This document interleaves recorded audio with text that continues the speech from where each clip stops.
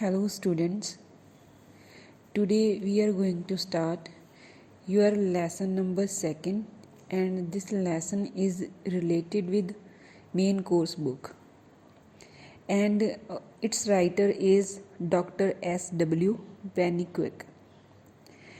Now I am going to translate this lesson in your mother tongue Punjabi. I hope you will listen it carefully. The first passage of the lesson is I'm going to start now. When man first began to think, ਜਦੋਂ ਮਨੁੱਖ ਨੇ ਪਹਿਲੀ ਵਾਰੀ ਸੋਚਣਾ ਸ਼ੁਰੂ ਕੀਤਾ, he asked himself, ਉਸਨੇ ਆਪਣੇ ਆਪ ਨੂੰ ਪੁੱਛਿਆ, the deepest of all questions, ਸਭ ਤੋਂ ਜ਼ਿਆਦਾ ਗਹਿਰਾਈ ਵਾਲਾ ਇੱਕ ਸਵਾਲ ਉਸਨੇ ਆਪਣੇ ਆਪ ਨੂੰ ਪੁੱਛਿਆ, a question which you have undoubtedly asked yourself many times. ਇੱਕ ਸਵਾਲ which you have ਜਿਹੜਾ ਕਿ ਤੁਸੀਂ ਬਹੁਤ ਵਾਰੀ ਬਿਨਾਂ ਸ਼ੱਕ ਆਪਣੇ ਆਪ ਨੂੰ ਪੁੱਛਿਆ ਹੋਵੇਗਾ. What is the meaning of life? ਜੀਵਨ ਦਾ ਕੀ ਅਰਥ ਹੈ? What is it all about? ਇਹ ਕਿਸ ਦੇ ਬਾਰੇ ਹੈ? Where are we all going? ਅਸੀਂ ਕਿੱਥੇ ਜਾ ਰਹੇ ਹਾਂ? What drives men ever forward to work and worry? ਕਿਹੜੀ ਚੀਜ਼ ਮਨੁੱਖਾਂ ਨੂੰ ਹਮੇਸ਼ਾ ਅੱਗੇ ਵੱਧ ਕੇ ਕੰਮ ਕਰਨ ਅਤੇ ਚਿੰਤਾ ਕਰਨ ਲਈ ਪ੍ਰੇਰਿਤ ਕਰਦੀ ਹੈ? And now there is this other big question. ਅਤੇ ਹੁਣ ਇੱਕ ਹੋਰ ਵੱਡਾ ਸਵਾਲ ਹੈ. A newer question which is beginning to force itself into our notice. ਇਹ ਇੱਕ ਨਵਾਂ ਪ੍ਰਸ਼ਨ ਹੈ, ਨਵਾਂ ਸਵਾਲ ਹੈ ਜੋ ਸਾਡੇ ਧਿਆਨ ਵਿੱਚ ਜ਼ਬਰਦਸਤੀ ਆਉਣਾ ਸ਼ੁਰੂ ਹੋ ਗਿਆ ਹੈ. One that is not ages old. ਜੋ ਕਿ ਇਹ ਕੁਐਸਚਨ ਹੈ ਇਹ ਕਾਫੀ ਪੁਰਾਣਾ ਵੀ ਨਹੀਂ ਹੈ. ਠੀਕ ਹੈ, ਮੀਨਸ ਜਿਹੜਾ ਇਹ ਸਵਾਲ ਹੈ ਬੇਟੇ ਇਹ ਪੁਰਾਣਾ ਵੀ ਨਹੀਂ ਹੈ. That has not been with us since man first began to think. ਨਾ ਹੀ ਤਾਂ ਜਦੋਂ ਤੋਂ ਕਹਿੰਦਾ ਮਨੁੱਖ ਨੇ ਪਹਿਲੀ ਵਾਰ ਸੋਚਣਾ ਸ਼ੁਰੂ ਕੀਤਾ ਸੀ ਉਦੋਂ ਤੋਂ ਪੁਰਾਣਾ ਕੁਐਸਚਨ ਨਹੀਂ ਹੈ ਇਹ. ਮੀਨਸ ਇਹ ਇੱਕ ਨਵਾਂ ਸਵਾਲ ਹੈ. that question is it is where is science taking us? ਇਹ ਪ੍ਰਸ਼ਨ ਕੀ ਹੈ ਕਿ ਵਿਗਿਆਨ ਸਾਨੂੰ ਕਿੱਥੇ ਲੈ ਕੇ ਜਾ ਰਿਹਾ ਹੈ? this is a new and big question. okay ਬੇਟੇ, first where is science taking us with regard to ethical and spiritual values? ਪਹਿਲੀ ਗੱਲ ਹੈ ਕਿ ਮਨੁੱਖ ਸਾਨੂੰ ਨੈਤਿਕ ਅਤੇ ਅਧਿਆਤਮਿਕ ਗੁਣਾਂ ਦੇ ਵਿਸ਼ੇ ਵਿੱਚ ਕਿੱਥੇ ਲੈ ਜਾ ਰਿਹਾ ਹੈ. We know what it is doing with regard to material things.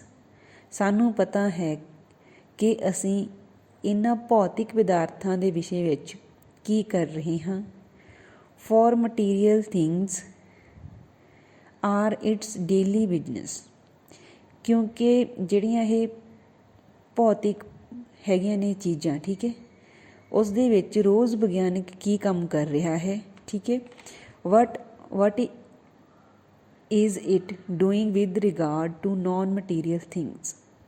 ਪਰ ਇਹ ਅਭੌਤਿਕ ਚੀਜ਼ਾਂ ਦੇ ਸੰਬੰਧ ਵਿੱਚ ਕੀ ਕਰ ਰਿਹਾ ਹੈ? ਇੱਕ ਸਵਾਲ ਇਹ ਵੀ ਹੈ.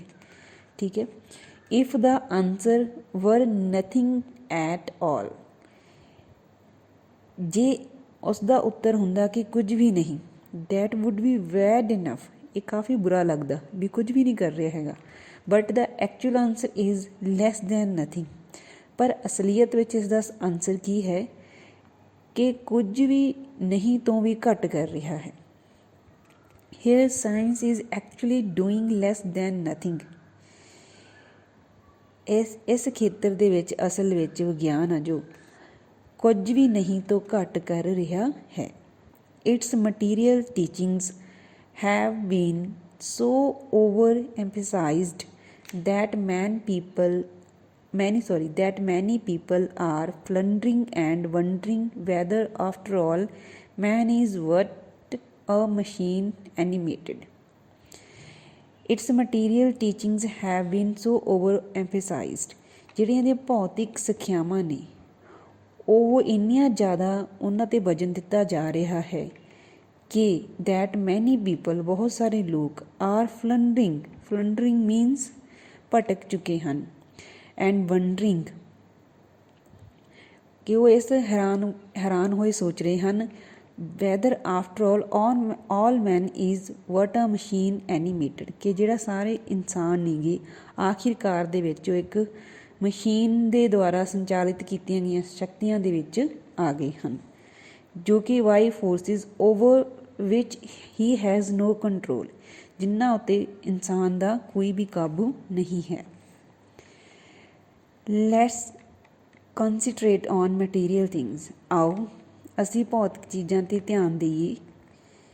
ਦ things that form the very strong hold, ਉਹ ਚੀਜ਼ਾਂ ਜੋ ਵਿਗਿਆਨ ਦਾ ਕੇਂਦਰ ਹਨ। ਸਟਰੋਂਗ ਹੋਲਡ ਆਫ ਸਾਇੰਸ, ਜੋ ਕਿ ਵਿਗਿਆਨ ਦਾ ਕੇਂਦਰ ਹਨ। And look at the machine for instance, ਉਦਾਹਰਨ ਦੇ ਤੌਰ ਦੇ ਲਈ ਇੱਕ ਮਸ਼ੀਨ ਨੂੰ ਦੇਖੋ। This is the age of machine, ਇਹ ਮਸ਼ੀਨੀ ਯੁੱਗ ਹੈ। ਮਸ਼ੀਨਸ ਆਰ ਐਵਰੀਵੇਅਰ, ਮਸ਼ੀਨਾਂ ਹਰ ਜਗ੍ਹਾ ਹਨ। In the fields, in the factory, in the home, in the streets, in the city, in the country, everywhere, ਹਰ ਇੱਕ ਖੇਤਰ ਵਿੱਚ, ਫੈਕਟਰੀ ਦੇ ਵਿੱਚ, ਘਰਾਂ ਵਿੱਚ, ਗਲੀਆਂ ਵਿੱਚ, ਸ਼ਹਿਰਾਂ ਵਿੱਚ, ਦੇਸ਼ਾਂ ਵਿੱਚ, ਹਰ ਕਿਤੇ। To fly it is not necessary to have wings, ਉੱਡਣ ਦੇ ਲਈ ਇਹ ਜ਼ਰੂਰੀ ਨਹੀਂ ਕਿ ਸਾਡੇ ਖੰਭ ਹੋਣ।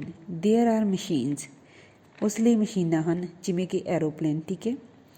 To swim under the sea it is not necessary to have gills, ਜ਼ਰੂਰੀ ਨਹੀਂ ਕਿ ਸਾਨੂੰ ਤੈਰਨ ਦੇ ਲਈ ਸਾਡੇ ਗਲਫੜੇ ਲੱਗੀ ਹੋਣੀ ਚਾਹੀਦੀ ਹੈ। ਗਲਫੜੇ ਮੱਛਲੀਆਂ ਦੇ ਲੱਗੇ ਹੁੰਦੇ ਆ, ਜੇ ਉਸ ਨਾਲ ਉਹ ਤੈਰਦੀਆਂ ਨੇ, ਠੀਕ ਹੈ। ਦੇਅਰ ਆਰ ਮਸ਼ੀਨਸ, ਉਸ ਲਈ ਮਸ਼ੀਨਸ ਹਨ, ਠੀਕ ਹੈ। ਸ਼ਿਪ ਕਹਿ ਸਕਦੇ ਹਾਂ, ਹੋਰ ਆਪਣੀਆਂ ਬੋਟ ਵਗੈਰਾ ਕਹਿ ਸਕਦੇ ਹਾਂ, ਓਕੇ।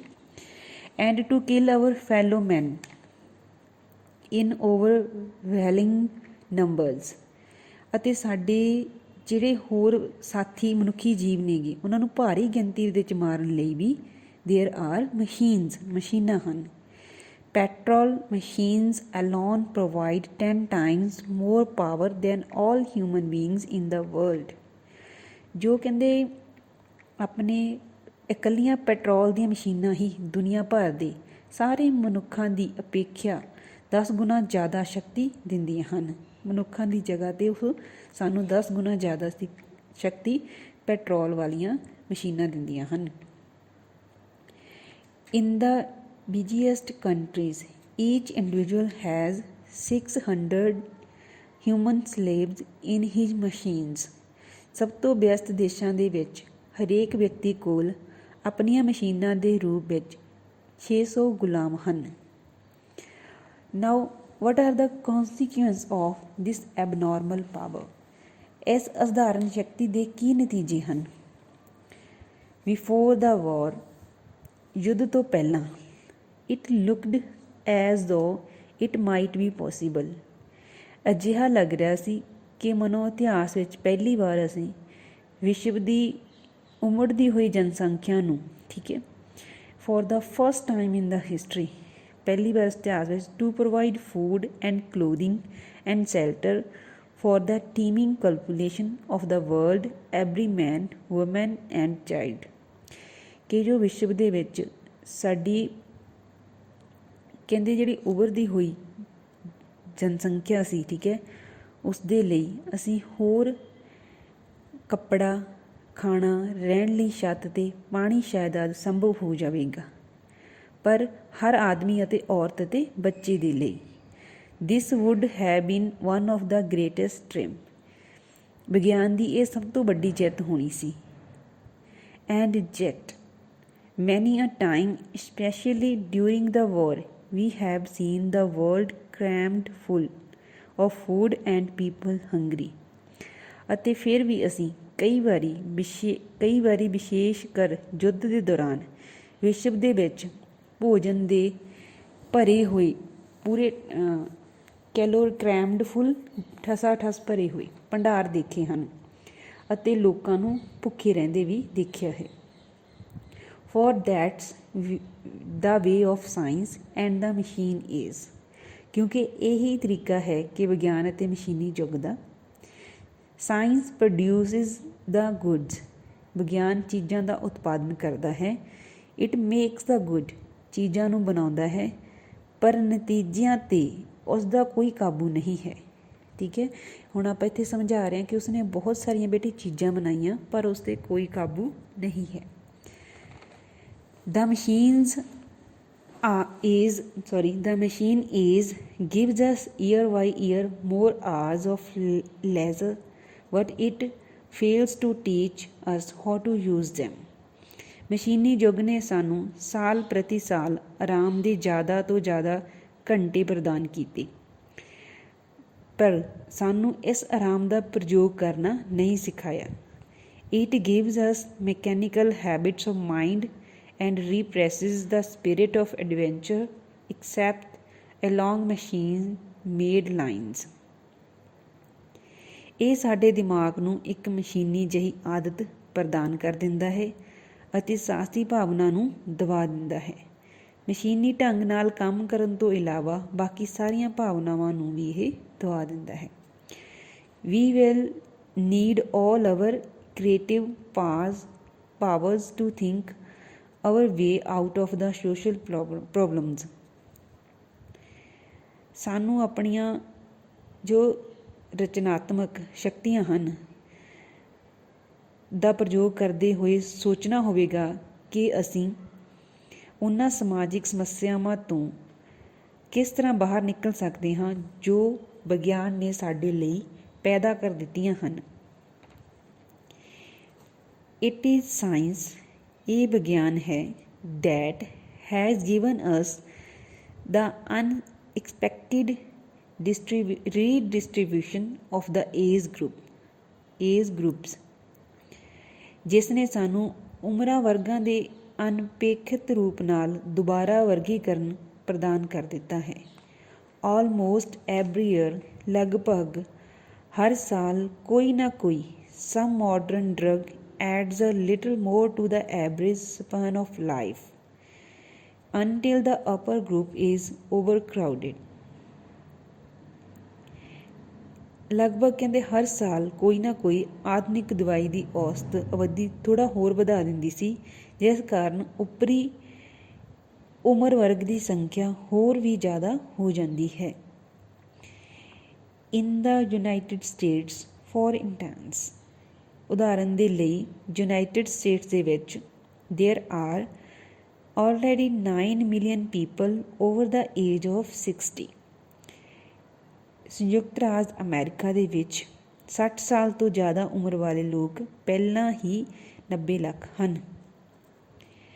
ਦਿਸ ਟਾਕ ਵਾਜ਼ ਡਿਲੀਵਰਡ ਅਰਾਊਂਡ ਦਾ 1950s। ਇਹ ਭਾਸ਼ਣ 1950 ਦੇ ਆਸ-ਪਾਸ ਦਿੱਤਾ ਗਿਆ ਸੀ। ਇਨ 15 years ਟਾਈਮ, 15 ਸਾਲਾਂ ਵਿੱਚ ਇਹ ਸੰਖਿਆ ਹੈਰਾਨੀਜਨਕ ਰੂਪ ਨਾਲ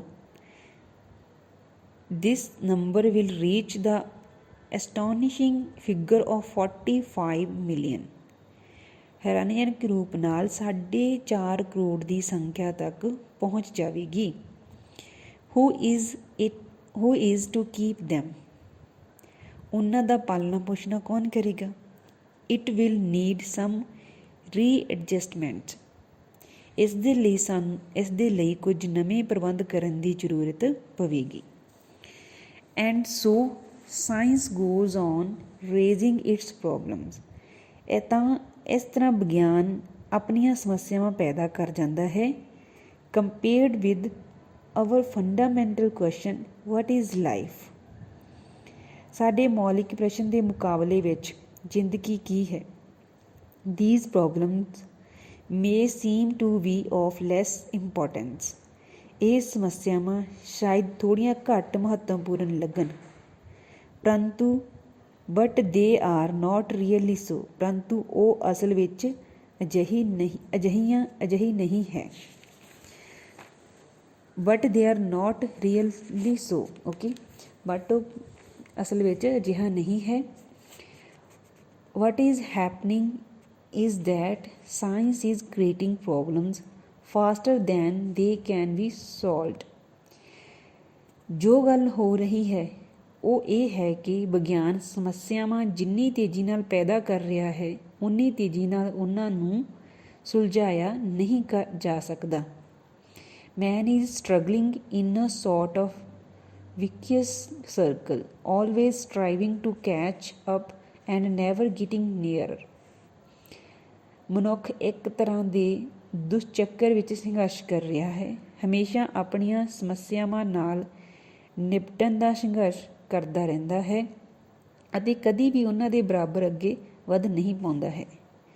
And there are no signs that glut of discoveries is coming to an end। ਅਤੇ ਇਸ ਗੱਲ ਦੇ ਕੋਈ ਸੰਕੇਤ ਨਹੀਂ ਹਨ ਕਿ ਕਾਢਾਂ ਦੀ ਭਰਮਾਰ ਆ ਜਿਹੜੀ ਖੋਜਾਂ ਦੀ ਭਰਮਾਰ ਆ ਜਿਹੜੀ ਖਤਮ ਹੋਣ ਵਾਲੀ ਹੈ। War is the worst example।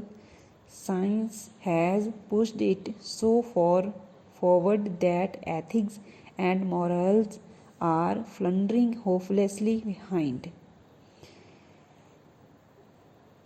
ਸਭ ਤੋਂ ਬੁਰੀ ਉਦਾਹਰਨ ਯੁੱਧ ਹੈ। ਵਿਗਿਆਨ ਨੇ ਇਸ ਨੂੰ ਇੰਨਾ ਅੱਗੇ ਧੱਕ ਦਿੱਤਾ ਕਿ ਨੀਤੀ ਸ਼ਾਸਤਰ ਅਤੇ ਨੈਤਿਕਤਾ ਬੇਬਸ ਰੂਪ ਵਿੱਚ ਭਟਕਦੇ ਹੋਏ ਪਿੱਛੇ ਰਹਿ ਗਏ ਹਨ।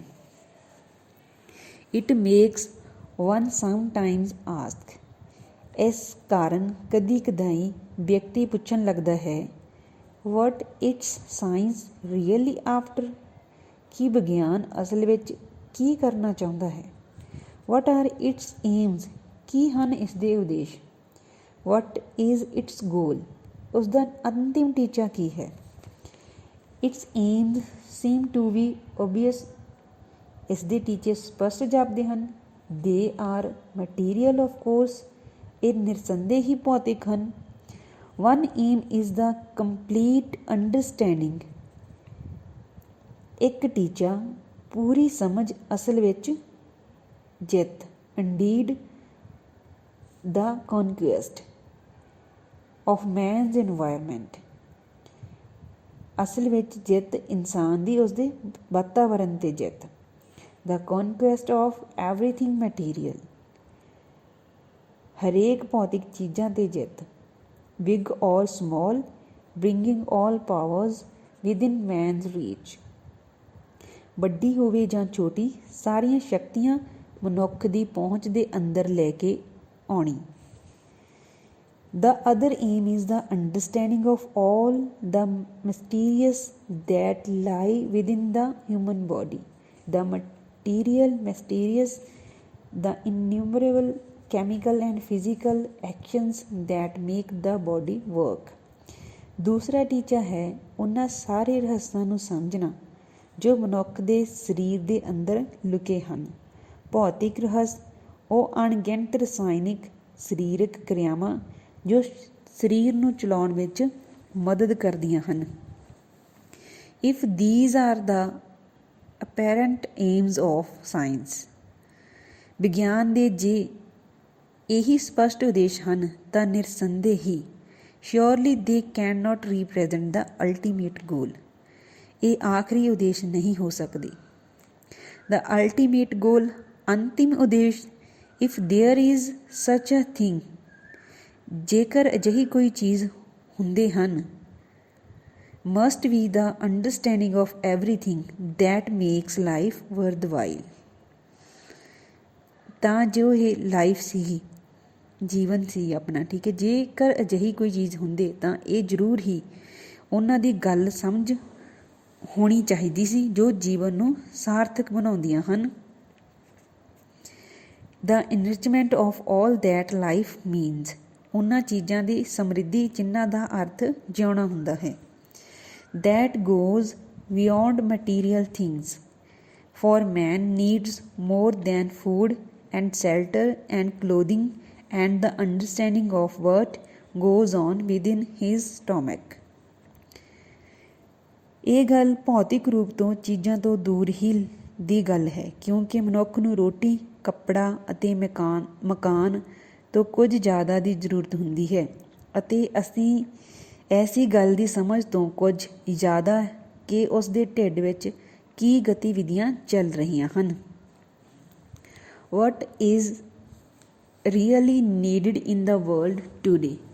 ਅੱਜ ਦੁਨੀਆ ਵਿੱਚ ਅਸਲ ਵਿੱਚ ਜਿਸ ਚੀਜ਼ ਦੀ ਜ਼ਰੂਰਤ ਹੈ, perhaps more than ever before, is not some new world-shattering discovery in nuclear physics or some breathtaking discovery in chemistry or medicine.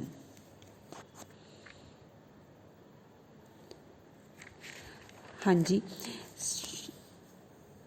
ਅੱਜ ਦੁਨੀਆ ਵਿੱਚ ਅਸਲ ਵਿੱਚ ਜਿਸ ਚੀਜ਼ ਦੀ ਜ਼ਰੂਰਤ ਹੈ, ਸ਼ਾਇਦ ਪਹਿਲਾਂ ਕਿਸੇ ਸਮੇਂ ਤੋਂ ਵੀ ਜ਼ਿਆਦਾ ਹੈ, ਉਹ ਹੈ ਪਰਮਾਣੂ ਭੌਤਿਕੀ ਦੀ ਕਿਸੇ ਵਿਸ਼ਵ ਵਿਨਾਸ਼ਕ ਕਾਢ ਦੀ ਨਹੀਂ ਹੈ, ਨਾ ਹੀ ਰਸਾਇਣ ਵਿਗਿਆਨ ਜਾਂ ਔਸ਼ਧੀ ਵਿਗਿਆਨ ਵਿੱਚ ਕਿਸੇ ਹੈਰਾਨੀਜਨਕ ਖੋਜ ਦੀ।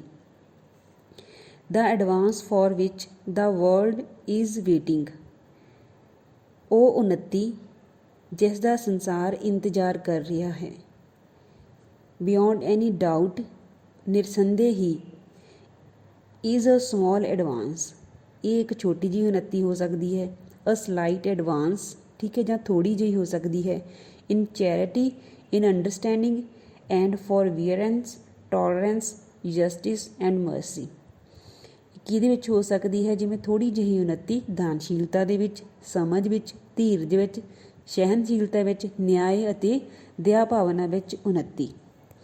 That is what the world is waiting for, ਇਹ ਚੀਜ਼ ਹੈ ਜਿਸ ਦਾ ਇੰਤਜ਼ਾਰ ਦੁਨੀਆ ਕਰ ਰਹੀ ਹੈ।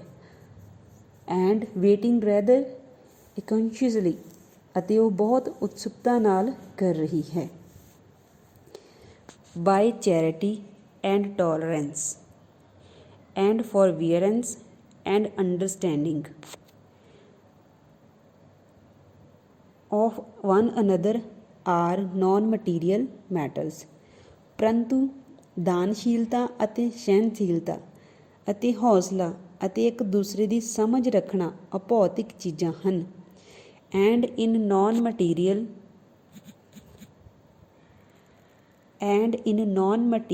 things, in the simplest social things, science has been helpless, ਅਤੇ ਅਭੌਤਿਕ ਚੀਜ਼ਾਂ ਦੇ ਵਿਸ਼ੇ ਵਿੱਚ ਸਭ ਤੋਂ ਸਧਾਰਨ ਸਮਾਜਿਕ ਚੀਜ਼ਾਂ ਦੇ ਸੰਬੰਧ ਵਿੱਚ ਵਿਗਿਆਨ ਹੈਲਪਲੈਸ ਹੈ, ਅਸਹਾਈ ਹੈ।